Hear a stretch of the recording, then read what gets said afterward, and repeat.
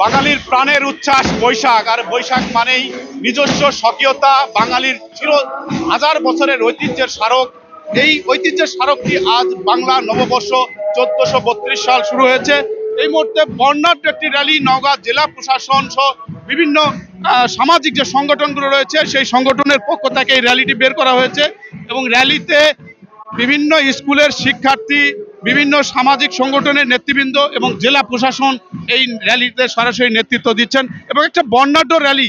বাঙালির যে চেতনা, হাজার বছরের ঐতিহ্য, সেই ঐতিহ্যের ধারক বারক স্মারক হয়ে কিন্তু শত বছরের এই ঐতিহ্যটাকে লালন করা হয়ে থাকে।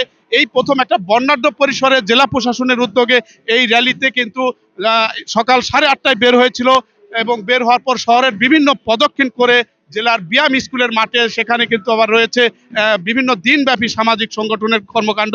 আমরা এই মুহূর্তে সরাসরি একটু জানবো নওগাঁ জেলা প্রশাসনের পক্ষ থেকে এই বর্ণাঢ্য আয়োজনে আজকের যে কর্মসূচিগুলো নেওয়া হচ্ছে, কি কি কর্মসূচি একটু জানবো জেলা প্রশাসক মোহাম্মদ আব্দুল আউয়াল।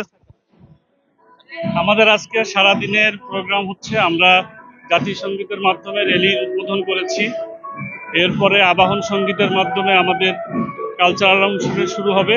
পাশাপাশি আমাদের দিনব্যাপী মেলার আয়োজন করেছি। যেহেতু এসএসসি পরীক্ষা, মেলাটা আমরা একদিনে শেষ করছি। আমাদের লোকজ মেলা তৈরি হচ্ছে। এখানে নওগাঁর সকল সাংস্কৃতিক সংগঠনের যে সমস্ত পারফর্মার আছে, তারা প্রত্যেকে নিজ নিজ ব্যানারে তারা আজকে আমাদের লোকজ যে মঞ্চ, সেই মঞ্চে তারা পারফর্ম করবে এবং এখানে বিভিন্ন যে ঐতিহ্যবাহী ইয়েগুলো আছে, আমাদের বিভিন্ন ধরনের লোকজ সংস্কৃতি, সেগুলো মেলার বিভিন্ন স্টলের মাধ্যমে আমরা তুলে ধরার চেষ্টা করেছি। অনেক ধন্যবাদ স্যার আপনাকে। আসলে বাঙালির যে হাজার বছরের ঐতিহ্য, সেই শুরু হয়েছিল মোগল সম্রাটের আমলে 1584 সালে। এরপর থেকে বাঙালির এই ঐতিহ্যের যে ধারক স্মারক এবং একটা নিজস্ব স্বকীয়তার যে বৈশিষ্ট্য, এই বৈশাখ এলে কিন্তু তা বাঙালি নতুন করে তার প্রমাণ করে থাকে এবং এই প্রমাণের মধ্য দিয়ে নতুন প্রেরণা পায়, নতুন বছরের নতুন জীবনের একটি উচ্ছ্বাস তরঙ্গ হিসাবে এই বাঙালির জীবনে ধ্বনিত হয়ে প্রতিধ্বনিত হয়ে প্রতিনিয়ত কিন্তু প্রবাহিত হবে।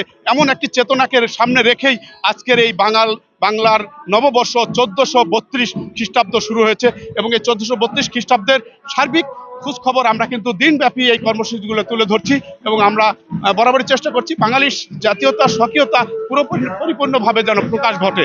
এই ছিল নওগাঁর নববর্ষের বর্ণাঢ্য আয়োজনের খবর আমার কাছে।